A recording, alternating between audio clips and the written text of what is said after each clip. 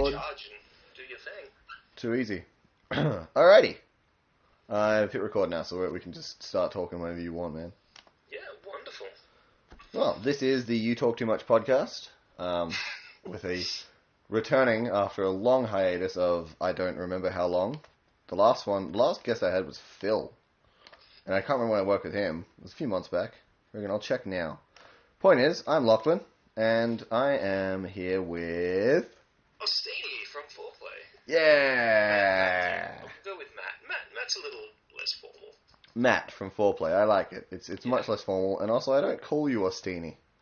No. Do you have a pet name for me? Just Matt with one T. That's my pet name for you. Is that everyone else spells it with two T's? And they really emphasise the second T. It's like Matt. Matata. Matata. Oh, what's been going on in your life? I see the channel's coming back to life. You had a little hiatus. I did. I had a little hiatus because I had like a real job. Like an actual film job, not like a real job, as in like something that makes real money. I think it's the one that I've heard about before, and I won't go into detail because that's your thing, but did it go well? Yeah, it went really well. I think so. The clients seemed to like it. I seemed to enjoy myself after the fact.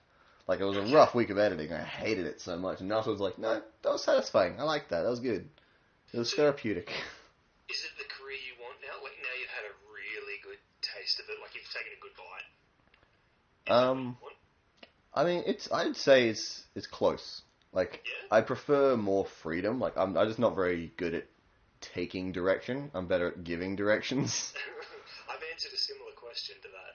Yeah. You said yeah, thank you. So I'm tired. That took me a second. I quite like the asterisk that you would have had next to freedom, meaning money. No. Freedom means freedom. Money's money. Like, I can make money doing the job I already do, but I want to make money doing film. So tell me, you've studied film and media, from what I gather. Yeah. Is the real world of film and media the same as what you've been taught? I mean, I've been telling this story for... Wait, when did this come out? You interviewing me? This is my podcast. Anyway. It's going well. It's going quite well. I'm liking this. I've been telling the same story for about 2.5 years now, ever since I started, like, making real content for my channel. I've learned more with filmmaking for YouTube than I have at university. Wow. University teaches you, like, the building blocks, and then after you learn the building blocks, there's basically a bunch of tutors telling you their way to do things. But filmmaking is all about, like, expressing your own, like, finding your own creative identity. And you can't do that in uni. Those people being around you, like being able to mingle with like-minded people and share thoughts, or is this just through your experience, you're learning your own methodology? It's a bit of both. Mostly the second one. Like, it's all just stuff that I've figured out over the years, and like with film especially, practice just kind of makes perfect.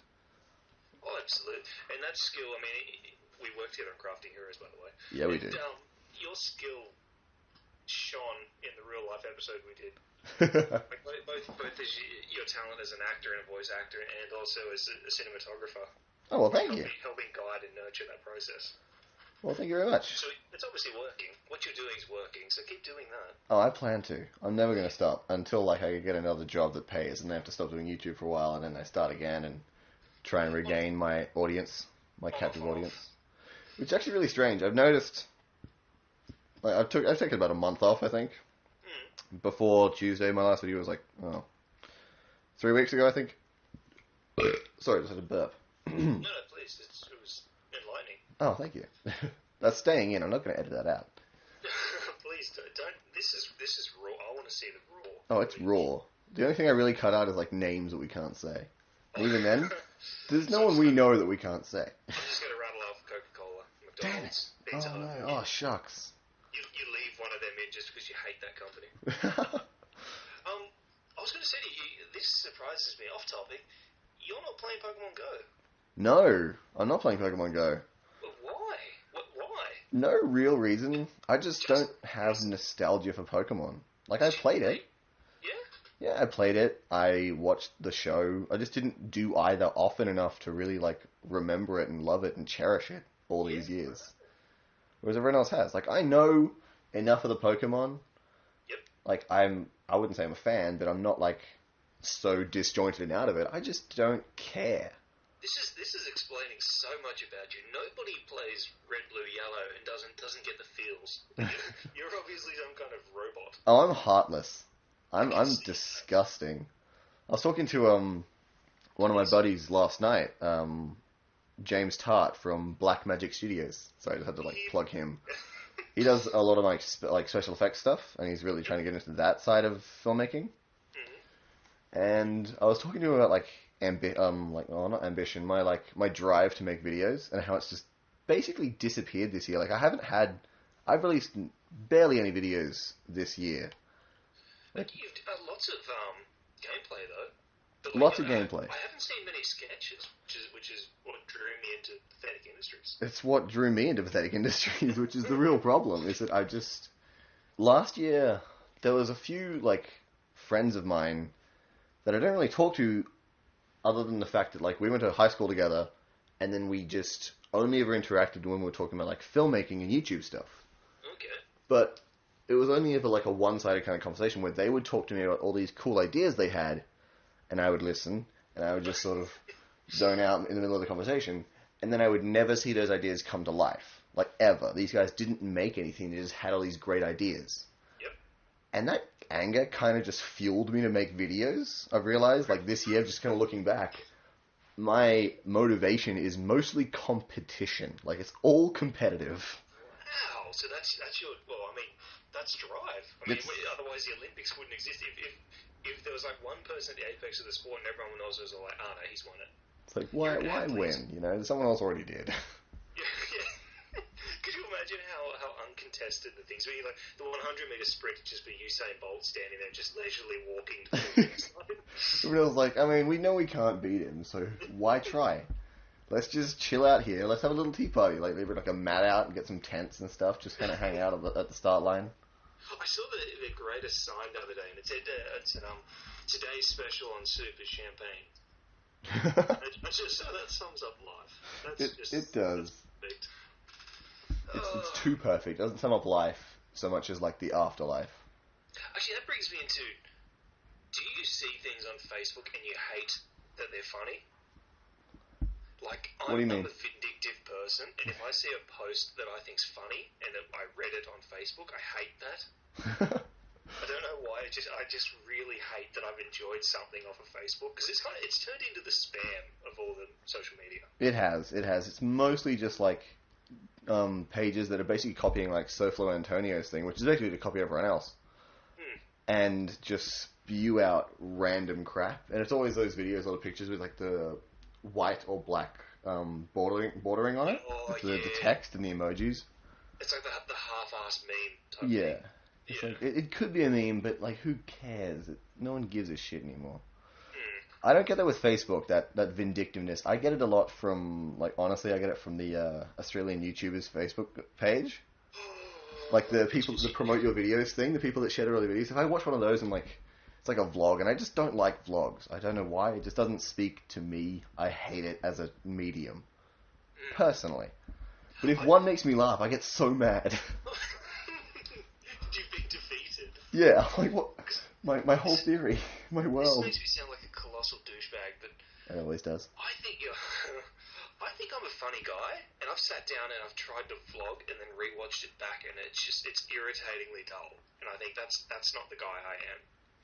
And so I commend people who can vlog and be somewhat entertaining. But 90% of it's just I can yell quite loud. That's also gameplay, to be fair. Which I would say we're both not too terrible at. I enjoy gameplay videos. I love watching and talking to someone playing. When I came and guested in with you, there's something so much fun about being able to pick on somebody else playing and not have your own skill judged. Yes, that's why why I sit back and and don't play the games. Mainly because first of all, because I organize it. So I'm basically if I'm playing the games, I'm just telling everyone to come over and watch me play games, which just doesn't seem fair. So it's always me going hey. A kid that invites himself over to your house. Yeah. I'll probably come sleep over on the weekend. Okay. Who are you? What's your name again? So you shouldn't be around this school. We've told you 3 times now. I'll call the police again. They know your name now. Tell me, this idea. No, this has been going back and forth in my mind since Pokemon Go launched, but I'm a big nerd into Pokemon cards. Like, I collect them like just compulsive disorder type thing. I've seen your man cave, I know. And I have so many doubles of like fairly good cards as well as the common shitty cards. And I'm thinking of just bundling them up in an envelope, like random packs of good cards, and just handing them out, or like hiding them near gyms and putting Pokemon in the gym named Look Under the Bench or something. Oh, that's really cool. It's just so people go, I don't know, it's just an idea I've had. I think that'd be awesome, but you will never see the payoff of it. Like, you won't ever know if it worked. Maybe I'll slap a 4-play, like 4-player Facebook, 4-player YouTube. Ooh, get some, like, business cards. Yeah. Chuck them in there. That's and smart. Maybe, like, a picture of me putting the envelope there and, like, smiling to the camera. It's like, hey, you're welcome. I'm like, oh, cool. Another Squirtle. Great. I'll troll people. It'll be nothing but Rattatas and Pidgeys and Zubats. You pronounce it Rattata? Hey? I've never heard someone pronounce it Rattata before. You know, I always thought it was Rattata. Yeah, Rattata. That makes the most sense. Yeah, but Loach calls it Rattata, and he's foreign and exotic, and I don't want to go against his beautiful... English isn't his first language. You can say whatever you want about him. GG, well played. We sound real bad right now, but Loach is great. I love Loach. He's a delight. He's like the most well-rounded person I know. It reminds me of a hybrid of you and me with a nice tan. He's like you and me, but if you and I were attractive Spanish men. Like, if you and I were the main characters from El Dorado, it would be Loach in one person. Have you seen the hoopla about the Great Wall with Matt Damon? The fact that, like, it's just a white dude playing a character in there? That's all I know about it. That's the only thing. I'm seeing this a lot lately, and there seems to be this whitewashing in Hollywood, but every time I see it, it's only ever whitewash that an Asian character could have fulfilled. Like a role that an Asian character should have been cast in. Yeah, but everyone else, like, it's just, like, taboo not to go there. Yeah, exactly. Did you watch Ghost in the Shell, actually? No. No? No, not at all. It'll be interesting. I mean, well, I'll watch it because of Scarlett Johansson, but... That's true. Yeah, anyway, movies. That's why I would watch it. Yeah, I have no... it's an anime, right? Oh, it used to be. Absolutely. Yeah. Okay, that's why I haven't watched it then. That explains that. Did you go down that path? I mean, you said you watched Pokemon, but did you watch animes, or was it mostly hentai? Basically stopped at hentai. Started up again with Yu-Gi-Oh! GX. Oh, nice. And then stopped as soon as that show got boring. So, like, 100 episodes in. It's like Dragon Ball Z. I kept watching because I'm invested in it, but it was the exact same situation over and over again. Yeah, it's like a shittier... It's like a better version of a soap opera. Yeah. Like... Actually, oh, wow. I didn't think of it like that. Soap operas don't blow up so much. No, except that with that weird one with the magic and the dwarf. Dragon Ball Z? Krillin, yeah.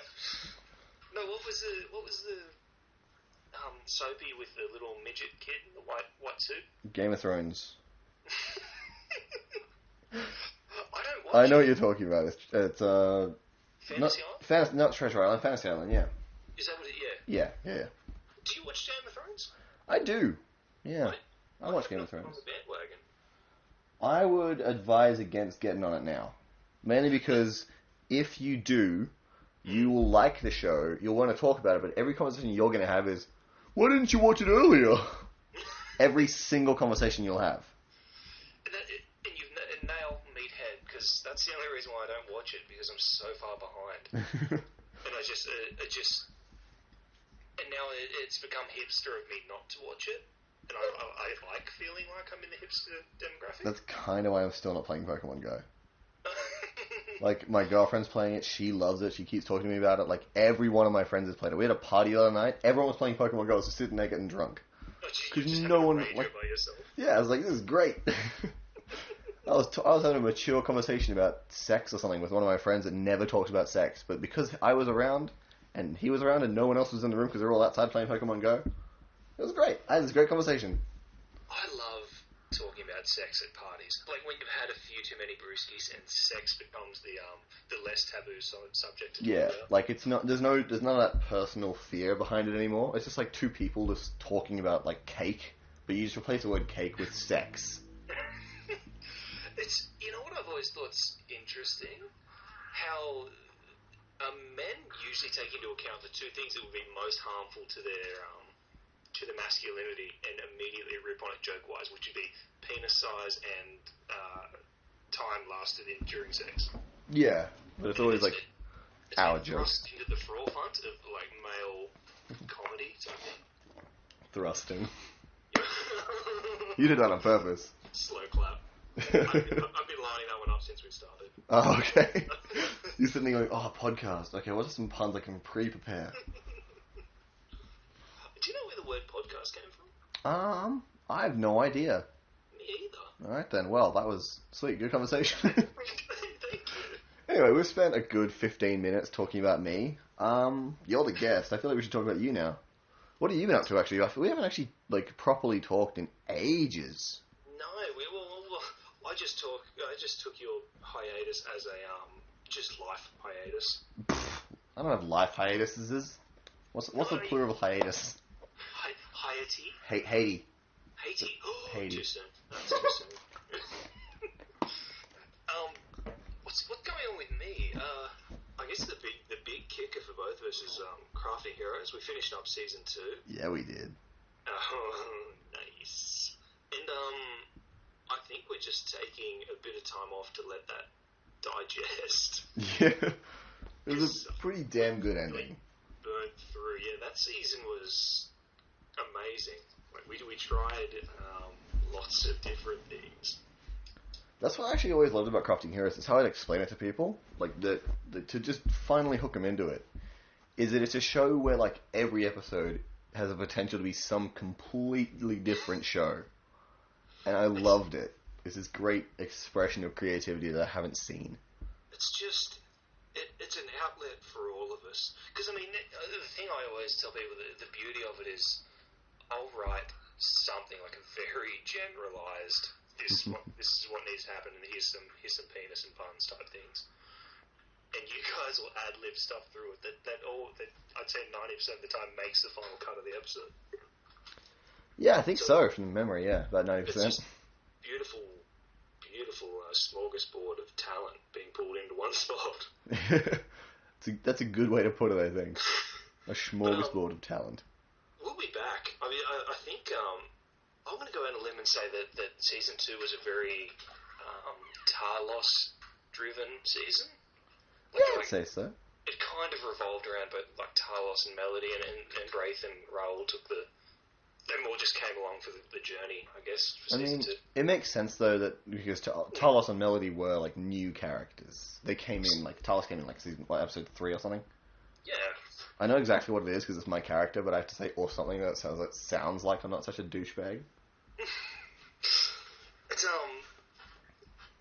so Crafting Heroes happens. Season 3 will happen, and we've been repping ideas back and forth, but it'll just be a matter of the episodes are so fast to make that I'd like to slow that down and do bigger, more complicated things. Try some more out there stuff. You want like a bit of a backlog of episodes before you start putting them out? Absolutely, yeah. I mean, I say that every season, and then all of a sudden it's kind of like Friday, and I'm making the episode for Sunday type thing. And you guys get an SOS of please record your dialogue now. There's going to be 3 changes, so stay near your computer. And I'll like hop out of bed, and like next to my nice warm girlfriend, like fine. Oh. Hello there, Talos. We should totally get Bleep, your girlfriend, in. Oh, you can name her. She's in videos. Oh, Emily. Thank you. Yeah. I did it earlier this podcast. Yeah. No, Plus, I'll bleep you like myself anyway. You can say whatever you want, and I'll bleep it later. I just don't want you to have to edit too much. I'll bleep myself. I normally bleep myself anyway. Thanks, buddy. Just awkwardly bleeping. But yeah, you think Crafting Heroes? I think she'd be into it. Yeah, no, I think she'd come on and get involved in some way, because I love writing other people into it, because it's 2 ways for me. It's advertising things. They go like, hey, I'm in this, and they pass on to 5 of their friends or whatever. But it's also fun to make people say things I want them to say. I don't know. You've realized the magic of creating shows. Yeah, basically, yeah. My, sketches series, seasons 1, 2, and 3. Well, yeah, no, season 1, 2, and 3. That was the continuity ones. They were mostly just getting my friends to say the dumbest shit. Or putting them in the stupidest situations. Like, one of my most famous sketches, one that just has a bunch of views for some reason, still climbing to this day, put it out 3 years ago, is one where it's just me and, one of my most closed off, shy, doesn't say much about himself friends, just talking about, peeing and pooping for, 3 minutes. Oh, wow. It's amazing. I'm right now looking over the Pathetic Industries Crafting Heroes channel. Oh my god, YouTube channel. What's happening? I wish it would sort by the best sketches ever. Well, that's what I wanted, absolutely. There we go, yeah. I've got a lot of playlists in there. You've had so many guest actors. I wouldn't call them guest actors anymore. They're just the actors. Anyone that's been in more than 2 sketches got a playlist. Oh, wow. I just made one for Phil the other day because I realized that he's been in 3 now. Just so it's kind of worthwhile to watch the playlist. I need to do a refresher, and you can bleep this entire conversation out if you don't want to talk about it. But Handyman 2 is underway, from what I hear. Yeah, at this point, it is underway. I'm not sure if that'll continue to be underway. Oh yeah. Just because you had a solid idea a kind of month ago when I was talking to you. Oh no, I've got a solid script at this point. I've been consistently solid. Yeah, I've been just solid. Sorry, the whole time. No, I'm just not sure if I want to actually make it, just because Handyman 1, I wouldn't say it was successful, but it was a nice succinct thing. It has a clear start, clear finish. There's no real reason to make a sequel. It was really well, and this is a pun, well executed. Yeah. Absolutely well executed. Well, thank you. I'm sure everyone else will love to hear that. I'll never get sick of it. If you haven't seen it, go watch it, please. Handyman. Go look it out. Go look it up. It's in the playlists page on Pathetic Industries. And the special features behind the scenes are in the same playlist, because I'm lazy. I love that your Borderlands Easter egg, and it's a picture of is Nikki Webster hot? Yes. Thumbnail. Yeah. That's the best. Sometimes I don't even have to make custom thumbnails. They just happen. It's perfect.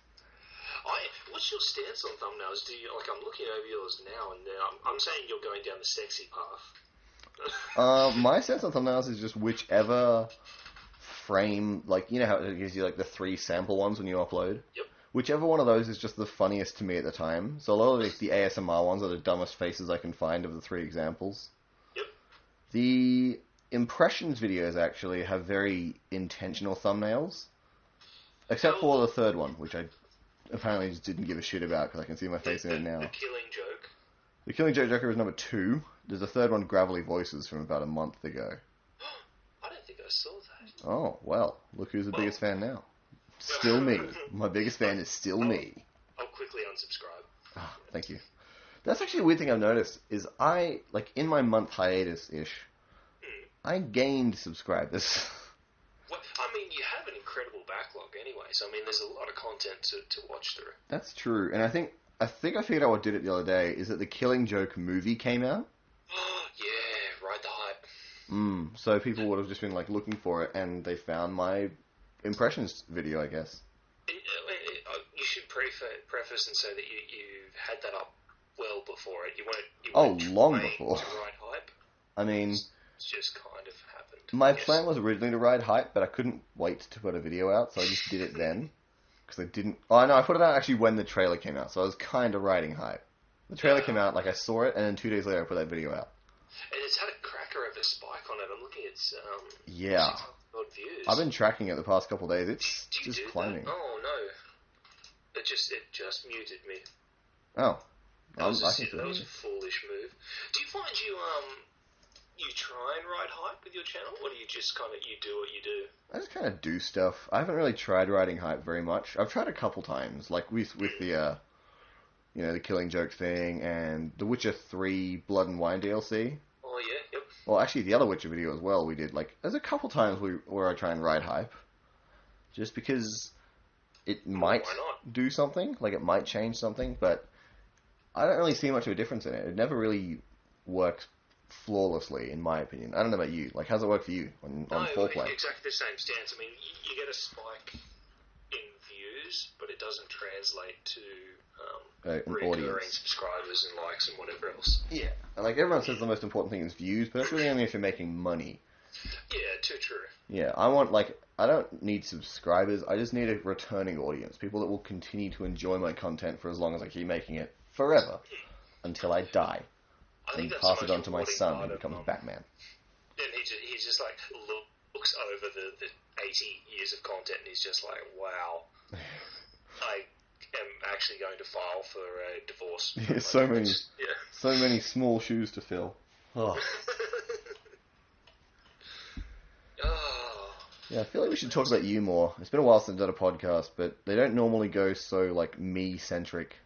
I like the idea of just, like, posse interviewing somebody. I love to just learn about people, and it's part of my regular day job is you got to get intimate and understand somebody. That makes you sound like a prostitute. I mean, I already thought you were a prostitute, so this is all just fine. Yeah, you regret not paying all those times now.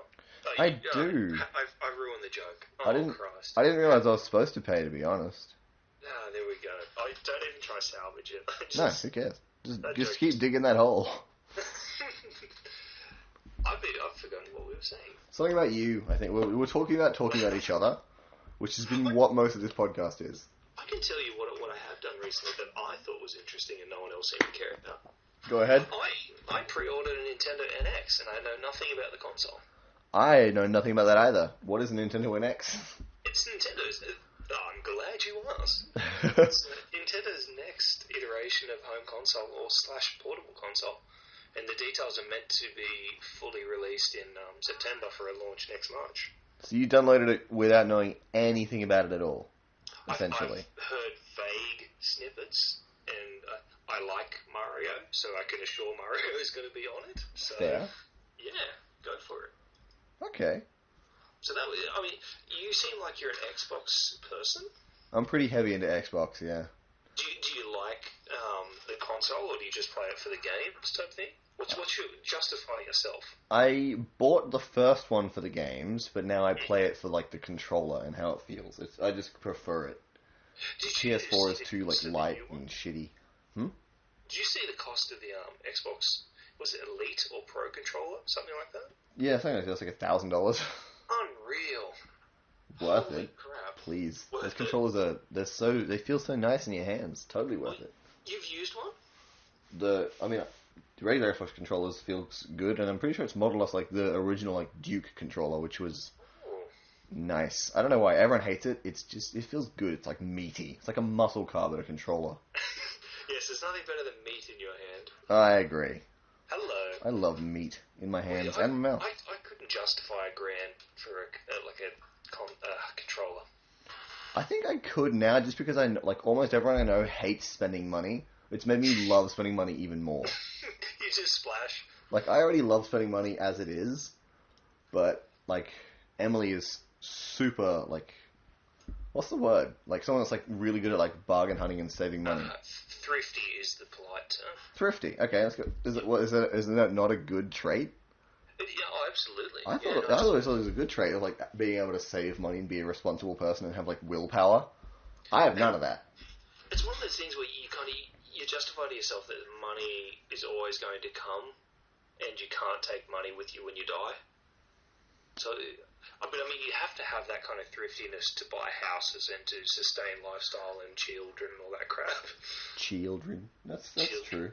So she's onto something. I think there's a certain point in your life where all of a sudden the thriftiness should just fuck right off and you just do whatever you want. I hit that years ago. I don't know. I at this stage in my life, I'm like you in that I'm comfortable just to go with like 20 cents for the remaining week to survive, because I've splurged on something stupid. Yeah, it's like, I mean, I bought 400 DVDs today, so I'm going to have, like, noodle cups for every meal, but I have 400 DVDs to watch, so joke's on you, world. So, yeah, I'm winning. But I can see it at some point, yeah, you do take responsibility. You got to grow up, yeah. Yeah, absolutely. I mean, yeah. I will justify myself and say I'm married with kids in a house, so fuck you. I can do whatever I want. Yeah, it's like you're already, like, evolutionarily, you're a success. You've passed on your genes to the next generation. You, like, evolutionarily, you're allowed to die now if you want. Well, middle ages, I'm getting reasonably close to death. Exactly. I mean, I've lived a long and, well, we've just justified not prosperous life. No, we just justified prosperous. You know, you spend all your money on everything, and you have a wife, kids, and a house as well. You know, I kind of like the idea of dying now, just so that I can give a big finger to the banks and then die with like a $360,000 mortgage. Just so you like, just somehow you won. Yeah, take that, St. George. Like at your funeral, like carrying your coffin in, and there's like a one banker there, like, God fucking damn it, he got me. I knew he would. I read the fine print of the contract. It says till death. Shit. Oh, I can't even think what I was going to... I had something very important to ask you next, but it's obviously not. I'm sure it was like a very intelligent question too. That's what seems to happen on these podcasts, is I've only got enough quota for one intelligent podcast a year, and that was Phil's last time, so... Phil would be a deeply fascinating chap. Phil, you should listen to that podcast. I really enjoyed it. It was very informative. Like, I learned a lot. Just about everything. Is just rapping back on your experiences. It'd be unreal. I will watch it, goddamn. Yeah, it's... I don't know. I enjoy podcasting, but, like, almost no one listens to these. Then this is the show that I do the least work in, like, promoting. Well, I mean, it's I agree. It's one of those formats where people just tune out. Unless you have, like... this is weird. I used to watch podcasts, listen to podcasts of architecture lectures when I was studying, but I'd only ever listen to them if I was mowing the lawn. Like, I was restricted to the most mundane thing on earth for 45 minutes, and that was the time I'd listen to a podcast. Okay, yeah, I get that. Yeah. I did that a lot with, like, when I'm walking to work, or, like, I was catching the bus into uni, I'd just chuck on a podcast of anything. Oh, yeah. That's a good time to do it, yeah. Yeah. How do you write? What's your perfect writing environment? Ooh. Because are you like a music in the background to set the atmosphere? Or? I can't do anything in silence. Like, I have sound on in the background somewhere at all times. If I'm like, it's either like the Xbox on while I'm editing, yep. or like, you know, YouTube videos on while I'm writing, or even just playing the Xbox really quietly. But while I'm writing, I'm typically watching back through like my old videos at like 3 a.m. So you like sourcing ideas, or is it just as a background noise type thing? It's mostly just source, like occasionally just source ideas. I'll like look back through like old podcasts and be like, what was I talking about that we never followed through with? Oh, everything? Cool. And then just pick something and go from there. Or, I mean, sometimes I'll just be like, you know, having a really good poop and get ideas there. And just start like writing away on my phone. Because that's what I was going to say next. For me, all of my ideas are written down in my memos on my phone, because that's usually, like, I'm on the go, and having your phone, you just jot them down in there. Yeah. So I take it you operate very similar. Yeah, that's what the initial idea comes anywhere, and then just chuck it on the phone, and then when I feel like, I don't want to say inspired because it sounds cocky, but when I feel inspired, I just write it down, like get out the actual script and you like to format stuff and just write it all down and chuck it out and send it out to whatever actor I had in mind for it. Oh, absolutely. Yeah. And so on the contrast of that, I mean, I'll bring up an example now. We're working on a series together along with some other channels as well that's all tightly under wraps. And I've hit a massive brick wall that I can't shake, and it's been like that for about a month. How do you get over those times, the writer's block? I got over my writer's block by writing Handyman 2. Really? Yeah? Yeah. So that's one of the reasons. Something else. Yeah, one of the other reasons I barely put anything out this year is I just didn't have any ideas.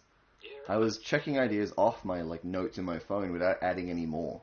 Oh. And it was starting to get a bit counterproductive. Even though I've only released like 8 sketches this year. it was still like, oh, I need something. It's too easy to go over the history of things you've done. Like, Twitter for me is the nastiest thing, because I'll quickly jot down something I think's funny into Twitter, and then all of a sudden, 3 months later, I'll be all like, can I flesh that out to be something? It's like, is this a thing? You're like, no, Yeah. let's do it. And it's just like, get milk. Yeah. What's your creative process? Like, how do you write, like, say, Crafting Heroes, do you start with the puns, or do you start with the story and go from there? I start with the weakest idea of a joke that I think is funny that week, and then usually on the 5 days where I'm driving to work, that 20 or 30 minute drive is when I sit and flesh out the joke to try and give the joke a context, and that context usually starts to set up the story, and I'm always obviously checking that back in with how I want the overall season to go, and then once that's all in place, I'll think of something that I want to try in it, even if it means I have to sacrifice huge chunks of the episode just to get the idea to work. I'll do that, and then on the this is all happening up until the Friday, and then on either the Thursday night or the Friday night of the week before the Sunday release, I'll redraft the script completely and send it out. You guys get it back to me, and episode's done. That's very similar to the way I write, actually. Yeah. Yeah, like, a lot of my sketches, even Handyman, the whole series was based on just one joke that I had to build context around, and then that scene that I had to build more context around until I had a whole story. I think the joke was bloody good. G-Killer, like, middle of episode 2, when G-Killer, like, breaks down and, like, realizes that Eric's not afraid of him, and he hugs Eric. That was a joke that started the whole series. I just love the idea of that completely insecure drug lord. And I was like, well, shit, now I need, like, a story around this. What do I do? You have really context that well. Because I would not have picked that as the spark joke. Yeah, no, the amount of times I looked over Handyman. The series is riddled with jokes. Oh, I'm really proud of the writing of that series. And I'm leaning on the punny, but it is just so well executed. Like, the way the story is set up and the way it unfolds, and then the constant, the very loose semi-documentary style that plays out over the top of it, like the talking head stuff. Yeah, the talking head stuff is a lot of fun. It just looks so good. Please go and watch it. Go watch it. I'll advertise with any of you that I care. Go watch it.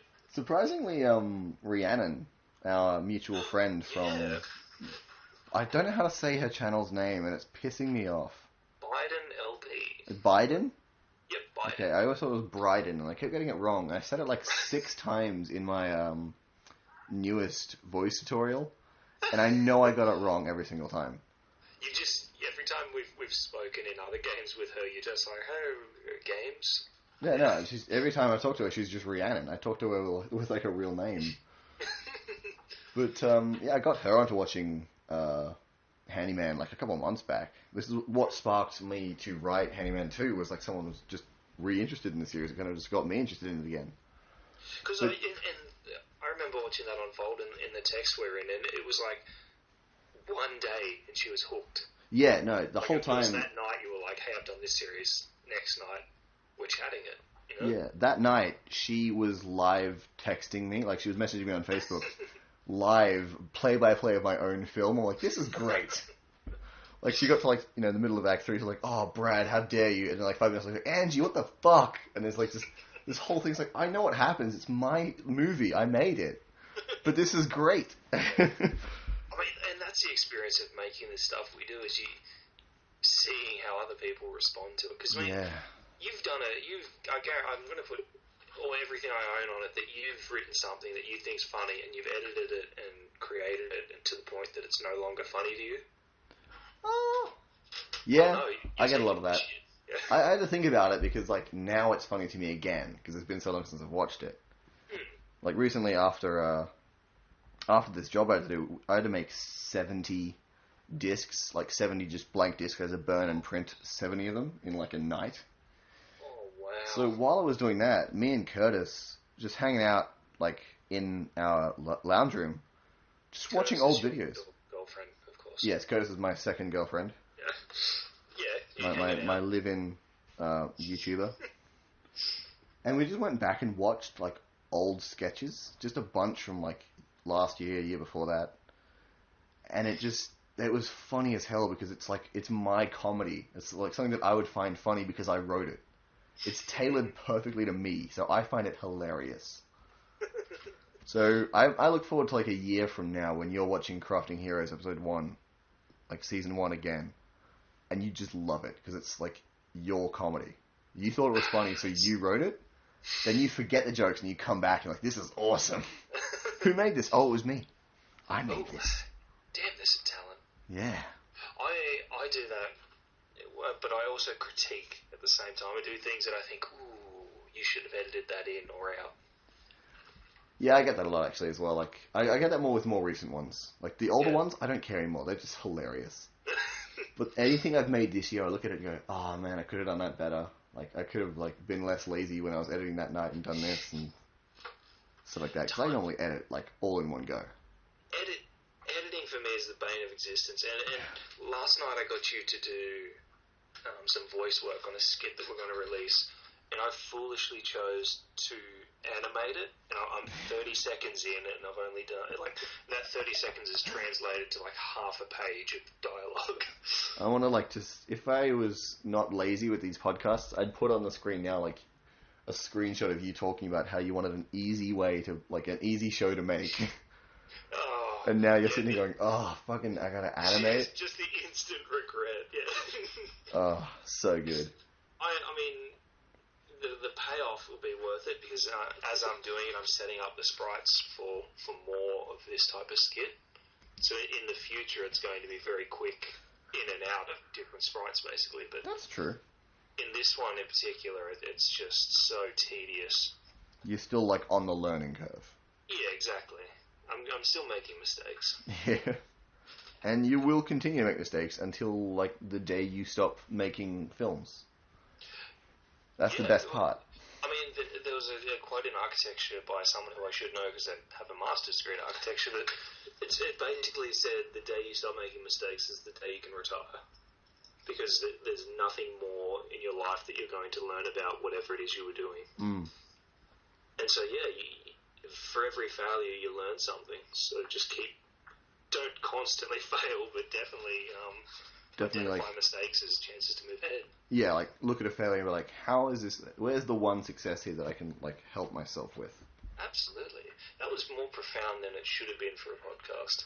I don't know. I like these kind of podcasts where like you kind of like you start off being like all jokey and just fun, and then you get to these points where you're like, I'm tired enough, I'm comfortable. Let's talk about some real shit.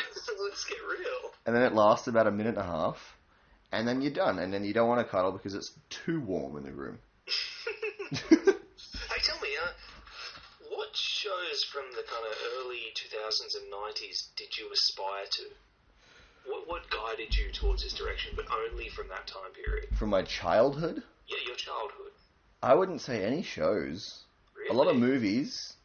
Okay, we'll go with movies then, yeah. But specifically, I would say home movies from my granddad, to be honest. Really? Yeah, he's what got me into editing. Like, the program I use is Pinnacle. Yep. For maybe 10 years until I got, like, my own version, like, 4 years ago. I'd always use, like, his version. Like, it was signed in his name. It was just downloaded onto mine and my dad's computer. Wow. Well, my dad's computer. And, yeah, like, just... He taught me how to edit. Like, everything that I know now is all attributed to him. You triggered me. What was your grandfather editing? Like home videos? Just random home movies, yeah. He'd literally, anytime we'd go out and do stuff with him, he used to live in Queensland, so, like, he'd have the home camera out, like, every day. Yep. All hours of the day. And then, like, 2 minutes later, we'd find some video that he's got for us. Wow. And he just put it on. It was just us doing random shit. It was great. That's so fucking cool. Because I was going to say, Red Dwarf. much more succinct answer. No, that's a fantastic little backstory. Yeah, I don't often talk about that stuff. I don't know, like I don't like to think that I've been doing this since I was a kid because I always thought that was too cheesy. Like all the actors and like that. Like yeah, I've always wanted to be an actor since I was a kid. I've been like on the stage dancing around, showing up my whole family. Like one of the Baldwins. That's probably the least self-righteous thing I've ever heard. That's so beautiful. Like, just the way that guided and molded you into it. Unreal. Yeah, it's really interesting to think about. Like, that happened as a kid. Like, now that I'm thinking about it now, it's kind of rolling in my brain. That happened as a kid. I kind of just forgot about it. Went through high school, had like other goals. Hit the end of year 11. Then Curtis was like, "Hey, you should do media." It's like, why? It's like, because the teacher is really hot. I'm like, all right, cool, sounds great. And then I got back into film. And from there I started doing, I went to university to study film. And eventually I'll graduate university studying film instead of just making films. So, I mean, this could get dark, and I don't want it to get dark, but is your grandfather still alive? At the moment, yes. But I think the reason I've been thinking about it lately, I didn't even realize he was an influence in my filmmaking stuff until recently, because he is... he's getting out there. He's getting old. He's old. He's aging. He's aging and he's getting sick, and it's getting rough. We're sitting there, we're having this conversation where we sit and think about we should start talking about this to the younger siblings. Yeah. Because it's a reality. I don't want to get I didn't want to get morbid or anything, or put you in a position like this, but. Did he watch, or has he watched any of your stuff? He has. He watched a few of my videos. I wasn't really proud of my YouTube stuff until maybe last year. Yep. Maybe a year before that, just the end of 2014. I've shown him a few things. He's definitely, I remember, I've distinct memories of showing him things, but I'm just not sure that was my best work. It was the going number 3 one. It was actually Social Circle, which was about a 5-minute sketch where we were all just talking on phones to each other. There's 5 of us. It just switches between different phones. I've got a dumb little headset. Curtis is talking into a cup with a string on it, and we're all just talking to each other in this 5-way conversation about who stole whose phone. It's a really great sketch. It just drags on for way too long. Amazing. Yeah. That's my curse, I think, is I get great premises, but then I spend too long in them. That sketch is, I think, 6 minutes. Ooh. It doesn't need to be 6 minutes. It needs to be about 3 or 4. But there is jokes in between. It's not just a premise thing. The last pure premise thing I made was Instagram.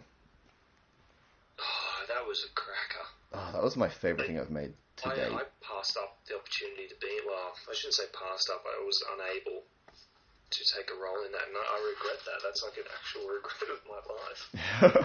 Because it looked so much fun. The shoot looked so much fun. Oh, it was. It was a lot of fun, just coming up with that. The cinematography of that on its own. No one cares about cinematography except me. But I loved it. It was the most fun I've had making a sketch, and I've made a lot of sketches. Almost 100 at this point. Wow. Yeah. Too damn many. You have churned. And that is so much original content. Yeah. That's what worries me, though, is that eventually that drain will run dry. You have burnout time. Yeah, I'm going to have to that's why I think that's also why I haven't made many sketches this year, just because I haven't been, like I was saying before, I haven't had many new ideas. So I haven't been as motivated to make videos because I'm just running out of originals. So I've got to take more time making the ones I have. Spread it out for longer just to get that longevity in there. YouTube stuff. Yeah, YouTube stuff. Stuff. I'm actually curious. Curious? If you pay the right amount of money. No, I was you were talking to me about the reactions from Handyman and stuff. I'm actually curious. I never asked what the reaction to the Crafting Heroes finale was. I've been meaning to ask a question since we talked about it an hour ago, and I keep forgetting. I keep just droning on and just drowning out your thought pattern. No, it was really good. Obviously, the comments that you said on the actual video were all very supportive, and a lot of it turned into this. Can you out-meme me with puns on the comment? So. The answer is no. No one else can, for one. Yeah, obviously.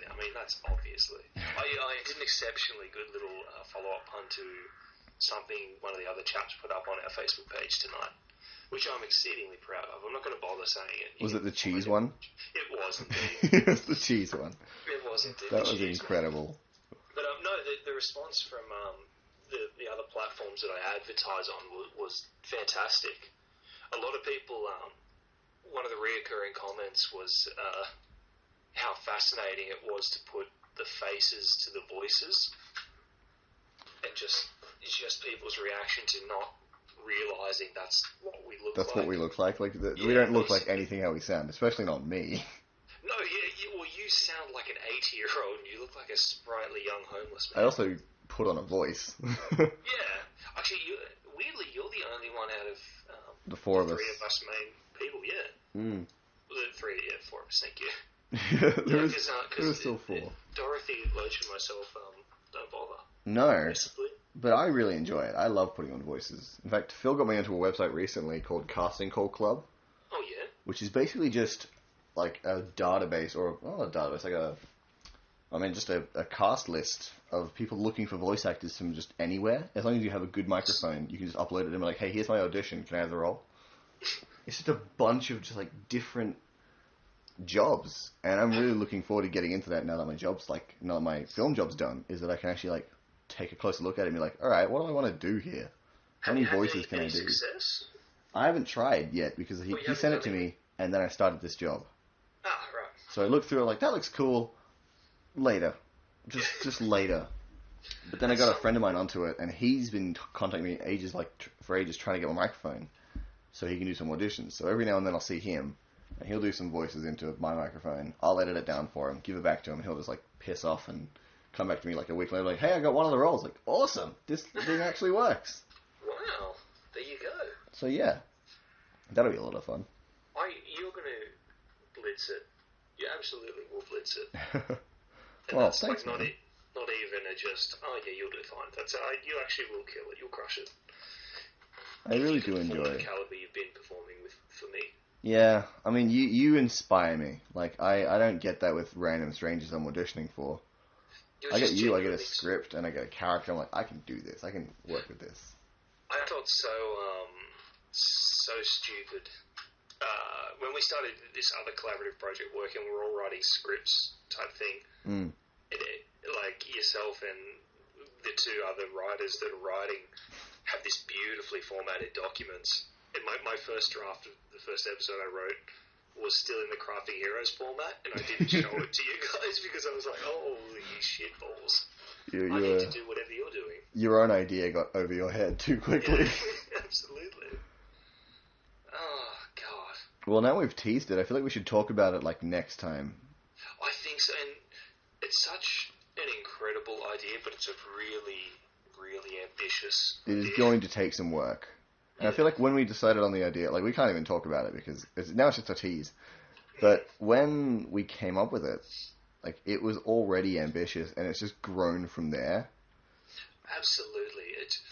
It's become, like, I'll be guilty of saying I wanted to go down a very similar Crafting Heroes path because that's what I was comfortable writing, very, very silly jokes. Yeah. But it's turned into something so much bigger and thought out. It's got like a world and a lore, and you're like, why are we doing this? Yeah. We write dumb jokes for the internet. What are we doing? It's scary, isn't it? It's a bit daunting, I'll admit. Like, I mean, I feel like we can say this. It's not bright, happy comedy. It's quite dark. Like, I'm not sure I've written a single joke for my scripts. There's just funny moments in there, but they're not like set up punchline kind of jokes. Absolutely.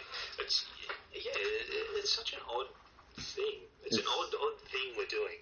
I mean, you've probably gathered now from what we're saying that there's multiple channels involved, not just Pathetic Industries and Foreplay. It is the brainchild of Matt, though, because, I don't know, something I really respect about you is that you're always trying to do something with the community that we have. To be fair, I like riding other people's talent. It's easy to have an idea. It's incredibly difficult to make it a reality. But if you surround yourself with like-minded professional people who can complement you and also pick up your weaknesses, you can make beautiful things happen. Wow. I like that philosophy. Well, yeah, thank you. I want to ride on the coattails of that and steal that from Pathetic Industries. The tomorrow the new banner image is just going to be that exact quote, except Yeah. it'll just say Lachlan wins. Exactly. No, I've had like a similar philosophy with Pathetic Industries for a long time, just never been able to like follow through. Oh, In yeah. that I've always wanted Pathetic Industries to be more than just me. Yep. Like, because I've got all these other people that want to do more film stuff from uni. Like, a few of them have even graduated now. They're just not doing anything. So I wanted to make Pathetic Industries into this creative outlet for them. Be like, hey, show off your skills here and go get real jobs. I mean, that's such a beautiful idea. And we've you may or may not have seen, but we recently became affiliated with... it's embarrassing, I can't remember. Don't forget the name. United. United. Y-O-U, United. Absolutely. And so that's nearly quadrupled our base of like-minded people. So now we have this really tight group of other creators that we get the privilege of working with. I have noticed that. You're like doing a lot more collaborative stuff lately. It's looking Absolutely. really good. I mean, and it falls back to the philosophy is that it's easier to work with other people than it is to try and nut out by yourself. That is true. And that was a really piss poor attempt at a masturbation joke at the end there. Yeah. I got it after you explained it, which makes it definitely the most funny joke we've ever said. It was that good a joke, I had to explain it. It was just so highbrow. You may have seen the joke at the end of the script I sent you yesterday using highbrow. Oh, that was good. I like that. In my head, it's really hilarious, but I don't think it comes out as funny as I want it to be. I mean, I could try the line again. No. You were perfect. It's just I didn't write it well enough to make it actually very obvious what the joke was. It's very subtle. I think that kind of thing takes practice, though. Like, subtle writing, I still can't do it. I definitely can't. You did an amazing job, by the way. I got 1 second into your girl recording. It was just death exactly the crazy boys. It was the line where you say, "Really?" Really? Yeah. And I gosh, like, really? Seriously? It was just perfect, and with the animate that goes with it, it's nice. It's going to be choice. I think I'm fried. I have literally nothing to drone on about now. Yeah, I think I'm good. You are good. Yeah, we're both pretty good. I'm liking the podcast again. I think I might start this whole thing up again. You've reinvigorated me. Please. Especially since realizing how easy this is to do with a Skype. I can do it to anyone, anywhere, at any time. You just have to change a few words there, and you've got probably like the rapist tagline. Oh, yeah. I should probably save that for, like, Rapists Anonymous later. Yeah, of which I'm a moderator. Oh, no, I'm just, like, the PR manager. Could you imagine, like, having a moderator on, like, a rape forum? Like, what would you moderate? What would you do? Like, sorry, man, that's too rapey. I need you to leave. Like, yeah, we talk about rape, but we don't actually go and rape people while we're talking on the forum. That's for later. Someone brings up religion very briefly or says God, and then they're just like, whoa, hold on. It's like, we're rapists, not monsters. Oh, wait. Never mind, you can stay. You may have to edit this out. Nah. Unless it's, like, detrimental to our careers, then I'll never edit anything out. One of us is running for Prime Minister. Remember a podcast you did in July? I don't recall. Oh, God. Anyway, before you go, you want to do some quick plugs for your channels? I'd love to plug Foreplay. Foreplay is our channel. Drop by, check it out. We do mostly Let's Plays, but we're moving into more skits now, but Let's Plays are the backbone of everything. If you want to challenge us, by all means, hit us up. Rate it, hate it, like, subscribe, comment, sub, do all that. And also check out United. Oh, yeah. United. Spelled Y-O-U, United. Oh, and Pathetic Industries. Do yourself a favour and absolutely check out the content. You're already here, so you're good. You found it. You're welcome. Pat yourself on the back. But yeah, I don't know if you know this, but just searching Foreplay on YouTube doesn't actually show up with your channel, like number 4play. You gotta search Foreplay OS. Correct. And then it shows up. I don't like when something doesn't show up like that because it always just really annoys me. Like I type in pathetic on my thing, and you get close. You get Blink-182 songs, and then you get pathetic Indian dance, and I'm just below that. And I'm like, what's so pathetic about the Indian dance? Like I could be better than that. I haven't seen it, but I get whenever I write pathetic industries, it always comes up with you. Oh, well there you go. Yeah. I mean, once you write the whole thing out, then obviously, This is through Google, of course. Oh, did you know there's a place called Let's Play Nexus.com, and apparently we have a heap of videos featured there. I don't know why. Though. I don't know whether this is something that we've set up or whether it's just something that's just grabbing videos from Foreplay. That might explain my Witcher 3 video. Has it come up? No, I'm not even looking at the website. I'm just on my own channel right now because I thought, well, what do I do for a podcast? I bring up my channel and whoever else is on, their channel as well. But yeah, something I noticed, I put up a video in The Witcher 3, the Blood and Wine DLC. Part 2 of it, for some reason, in 2 days, got 230 views, and then nothing. Oh. Just immediately. The gameplays barely get to 20, just because no one watches it, because it, there's already so much gameplay on YouTube. I make the gameplays for me, really. I don't care if no one watches them. I love it. You get to experience it in game. Exactly. Yeah. Yeah. But yeah, it's always been really confusing. So would you say you reckon your Witcher channel has been posted somewhere else? Your Witcher gameplay? I think so. At this point, it has to be. Or it's just the algorithm. The YouTube mystical algorithm that everyone definitely knows exists. We were wrapping up, weren't we? Yeah, I actually kind of mentally wrapped up already. I was looking at Google and just not responding. I'm sorry. That's fine. I'm pretty wrapped up already because I gotta go to work in the morning. You mean you've been wearing a condom this entire time? Oh yeah, duh. Since Monday. Safety first, yeah. Absolutely. But, no, thank you so much for having me. Yeah, no. I've had a ball of a time. Thanks so much for coming. This is great. No, anytime. Sweet. Anytime? I might take you up on that. I'll come whenever. Sweet. And then you'll arrive. Yeah. Oops. I just started up a video. What did I do by accident? Click on the wrong tabs. No, pause it so I can freaking end the podcast. There we go. God damn. End. Alright, I'm going to end the podcast now. Alright, that was Matt. That's me. Yeah. And I'm Lachlan. And you talk too much. Boop.